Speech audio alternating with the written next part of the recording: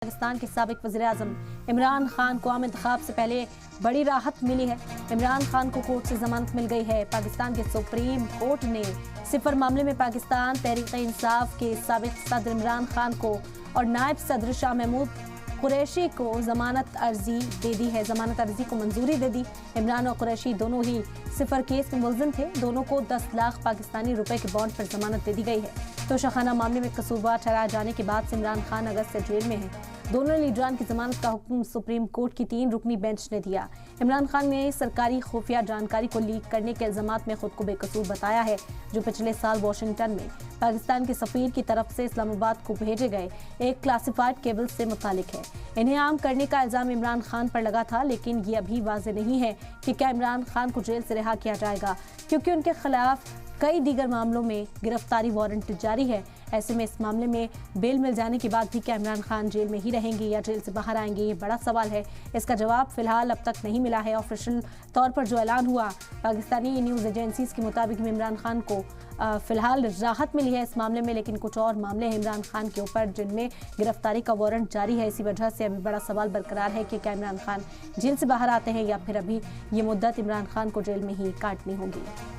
और इसी पर चर्चा करते हैं। खास मेहमान हमारे साथ इस वक्त जुड़ गए हैं मेजर जनरल डॉक्टर जेके बंसल, डिफेंस एक्सपर्ट इस वक्त हमारे साथ हैं, और निपुण आलम बयान सर इस वक्त हमारे साथ जुड़ गए हैं, फॉरेन एक्सपर्ट। सबसे पहले खैर मकदम है आप दोनों का, हमें वक्त देने के लिए बेहद शुक्रिया। मेजर जनरल डॉक्टर जेके बंसल साहब, आपसे ही शुरुआत करेंगे। इमरान खान को भले ही इस मामले में कहा जा रहा है कि राहत मिल गई हो, लेकिन बुरी राहत के तौर पर इसे देखा जाएगा। इमरान खान क्या आप भी जेल में रहेंगे? आने वाला जो मुस्तकबिल है उनके लिए किस तरह का रहने वाला है, आप कैसे समझते हैं? देखिए, मुझे उनको बेल जरूर मिल गई है, लेकिन मुझे नहीं लगता कि वो रिलीज होंगे, कि उनके उस पास में ऊपर में बहुत सारे और केस हैं। अभी एक हाल फिलहाल ही एक जो केस तोशाखाना का था, उन्होंने उसको सस्पेंड करने के लिए जो इमरान खान ने एप्लीकेशन दी थी, उसको डिसमिस कर दिया गया है।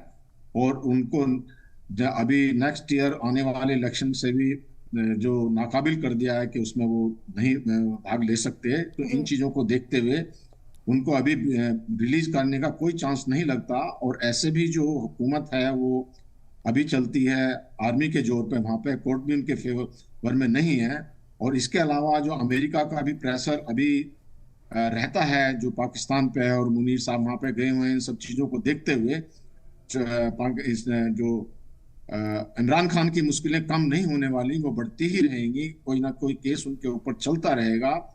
इमरान खान को भी अच्छी तरह से पता है कि पाकिस्तान के अंदर में जो मिलिट्री चाहती है वही होता है।